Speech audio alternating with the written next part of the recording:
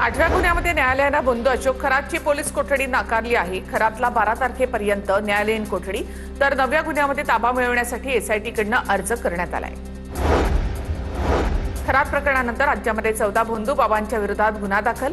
अवघ्या एका महिन्यामध्ये राज्यातील वेगवेगळ्या जिल्ह्यांमध्ये बंधुगिरीचे प्रकार समोर आले। नाशिकमध्ये 3, मुंबईत 4 गुन्हे दाखल झालेत। कृष्णाचा शिवाचा अवतार असल्याचं सांगत महिलांवर अत्याचार केल्याच्या घटना घडल्या। मुंबईमध्ये एमआयएमला धक्का, एक नगरसेवक कमी होण्याची शक्यता। नगरसेविका रोशन इरफान शेख यांचं जात प्रमाणपत्र अवैध। जात प्रमाणपत्र समितीने प्रमाणपत्र अवैध ठरवलं। मानकोट शिवाजीनगर प्रभाग क्रमांक 138 मधून रोशन शेख नगरसेविका आहे। गडचिरोलीमधील सिरोंचा नगरपंचायतीमध्ये सत्तेसाठी अजित पवारांच्या राष्ट्रवादीमध्ये नगरसेवकांचे 2 गट पडले। 10 दिवसांच्या राजकीय चर्चेनंतर अखेर अविश्वास प्रस्ताव पारित। नंदुरबारमध्ये पालकमंत्री हसन मुश्रीफ यांच्या उपस्थितीमध्ये राष्ट्रवादीचा कार्यकर्ता मेळावा। मेळाव्यानंतर जिल्हा नियोजन समितीची बैठक। खरीप हंगामापूर्वीचा आढावा घेतला जाणार।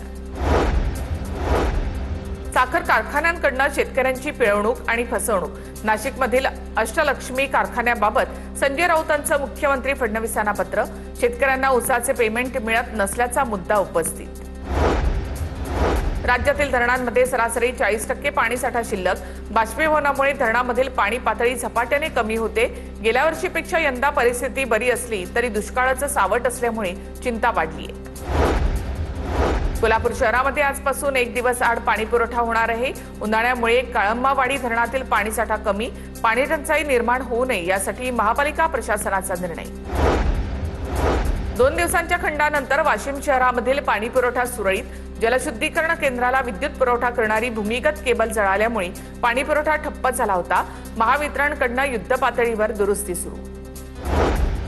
गोंदिया जिल्ह्यामध्ये उष्णतेचा तडाखा, तापमान 43 अंशांवर।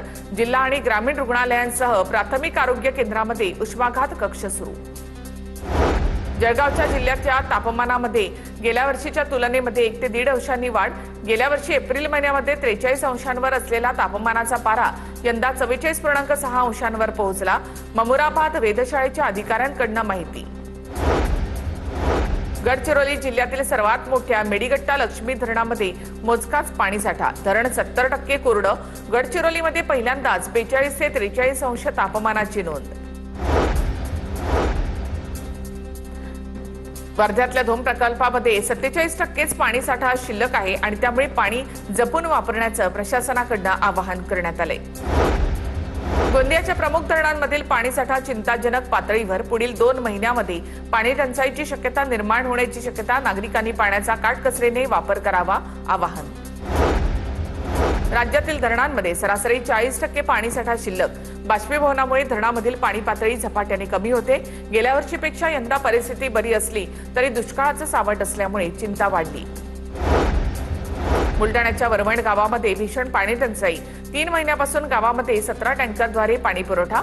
धरणातील पाणी अशुद्ध असल्यामुळे नागरिकांना पाणी विकत घेण्याची वेळ।